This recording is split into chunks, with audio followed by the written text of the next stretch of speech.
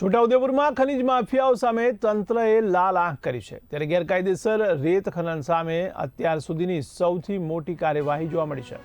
તો 20 હેક્ટર સરકારી જમીનમાં બિન અધિકૃત ખનનનો પર્દાફાશ કરાયો છે.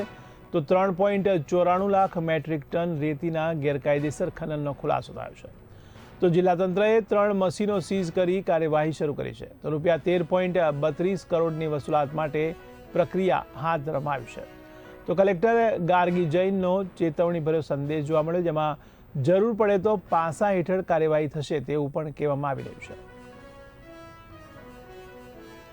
આજે છોટાઉદેપુર માટે બે સારા સમાચાર છે. એક આપણે વડોદરા ગેસ લિમિટેડ સાથે જે MOU થયું છે, જેમાં આપણે પાઇપ્ડ ગેસ કનેક્શન આપી રહ્યા છે, એની વાત કરી છે.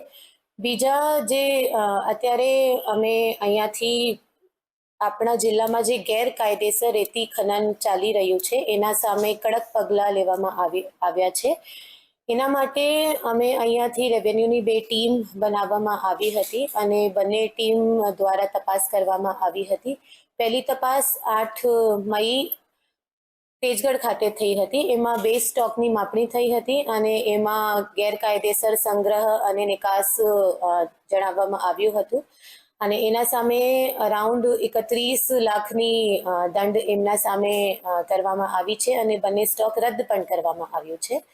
અને બીજી જે એક બહુ મોટી રેડ રતનપુર સંખેડા તાલુકા ખાતે જે વડોદરા જિલ્લાના બોર્ડર ઉપર આવે છે, ત્યાં કરવામાં આવી હતી.